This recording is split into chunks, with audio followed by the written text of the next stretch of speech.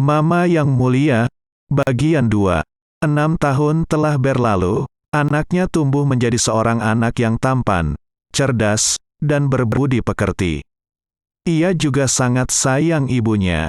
Di hari Minggu, mereka sering pergi ke taman di desa tersebut, bermain bersama, dan bersama-sama menyanyikan lagu Si Sang Ciyu Mama Hau. Terjemahannya, di dunia ini, hanya ibu seorang yang baik.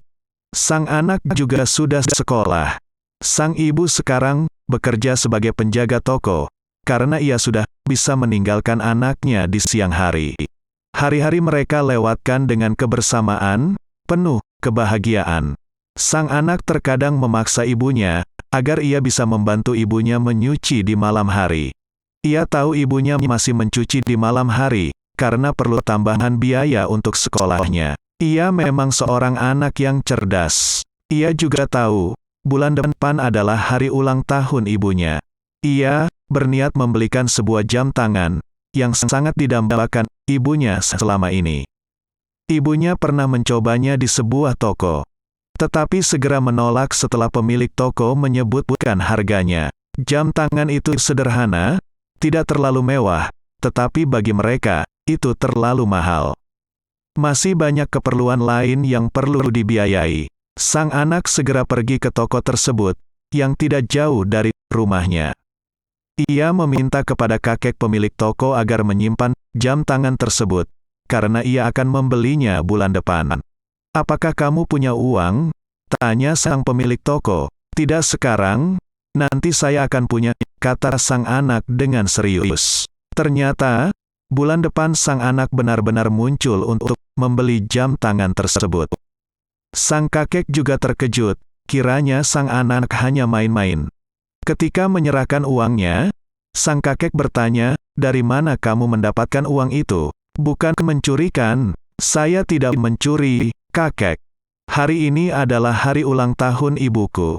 Saya biasanya naik becak pulang pergi ke sekolah. Selama sebulan ini, saya berjalan kaki. Saat pulang dari sekolah ke rumah, uang jajan dan uang becaknya, saya simpan untuk beli jam ini. Kakiku sakit, tapi ini semua untuk ibuku." "Oh ya? Jangan beritahu ibuku tentang hal ini. Ia akan marah," kata sang anak. Sang pemilik toko tampak kagum pada anak tersebut.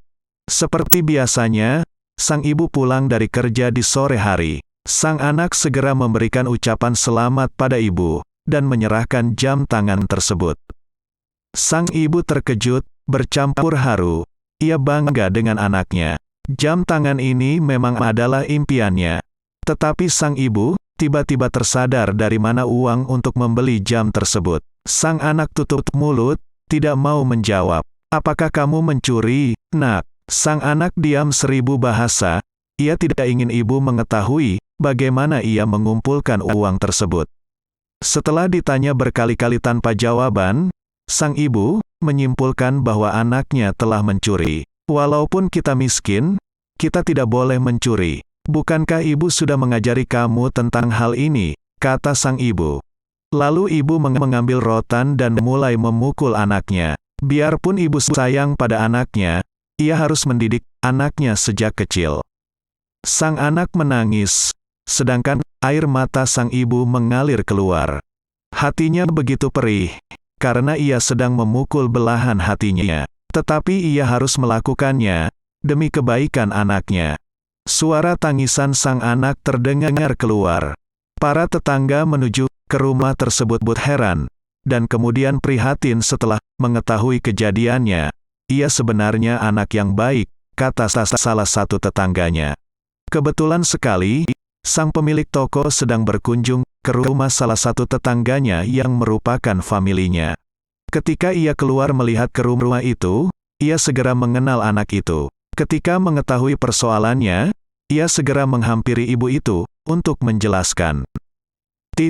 Tetapi tiba-tiba sang anak berlari ke arah pemilik toko, memohon agar jangan menceritakan yang sebenarnya pada ibunya. "Nak, ketahuilah, anak yang baik tidak boleh berbohong, dan tidak boleh menyembunyikan sesuatu dari ibunya." Sang anak mengikuti nasihat kakek itu. Maka kakek itu mulai menceritakan bagaimana sang anak tiba-tiba muncul di tokonya sebulan yang lalu, memintanya untuk menyimpan jam tangan tersebut, dan sebulan kemudian akan membelinya. Anak itu muncul siang tadi di tokonya, katanya hari ini adalah hari ulang tahun ibunya. Ia juga menceritakan bagaimana sang anak berjalan kaki dari sekolahnya pulang ke rumah dan tidak jajan di sekolah selama sebulan ini, untuk mengumpulkan uang membeli jam tangan kesukaan ibunya. Tampak sang kakek meneteskan air mata saat selesai menjelaskan hal tersebut, begitu pula dengan tetangganya. Sang ibu segera memeluk anak kesayangannya, keduanya menangis dengan terseduh-seduh. "Maafkan saya, Nak." "Tidak Bu, saya yang bersalah." Sementara itu, ternyata ayah dari sang anak sudah menikah, tetapi istrinya mandul. Mereka tidak punya anak. Sang orang tua sangat sedih akan hal ini, karena tidak akan ada yang mewarisi usaha mereka kelak. Ketika sang ibu dan anaknya berjalan-jalan ke kota, dalam sebuah kesempatan, mereka bertemu dengan sang ayah dan istrinya. Sang ayah baru menyadari bahwa sebenarnya ia sudah punya anak dari darah dagingnya sendiri. Ia mengajak mereka berkunjung ke rumahnya, bersedia menanggung semua biaya hidup mereka. Tetapi sang ibu menolak. "Kami bisa hidup dengan baik tanpa bantuanmu." Berita ini segera diketahui oleh orang tua sang pria. Mereka begitu ingin melihat cucunya, tetapi sang ibu tidak mau mengizinkan. Di pertengahan tahun, penyakit sang anak kembali kambuh. Dokter mengatakan bahwa penyakit sang anak butuh operasi dan perawatan yang konsisten. Kalau kambuh lagi, akan membahayakan jiwanya. Keuangan sang ibu sudah agak membaik dibandingkan sebelumnya. Tetapi biaya medis tidaklah murah. Ia tidak sanggup membiayainya. Sang ibu kembali berpikir keras. Tetapi ia tidak menemukan solusi yang tepat. Satu-satunya jalan keluar adalah menyerahkan anaknya kepada sang ayah, karena sang ayahlah yang mampu membiayai perawatannya. Maka di hari Minggu ini, sang ibu kembali mengajak anaknya berkeliling kota, bermain-main di taman kesukaan mereka. Mereka gembira sekali, menyanyikan lagu "Si Sang Ciu Mama Hau", lagu kesayangan mereka. Untuk sejenak, sang ibu melupakan semua penderitaannya, ia hanyut dalam kegembiraan bersama sang anak. Sepulang ke rumah, ibu menjelaskan keadaannya pada sang anak. Sang anak menolak untuk tinggal bersama ayahnya, karena ia hanya ingin dengan ibu. "Tetapi ibu tidak mampu membiayai perawatan kamu, Nak," kata ibu.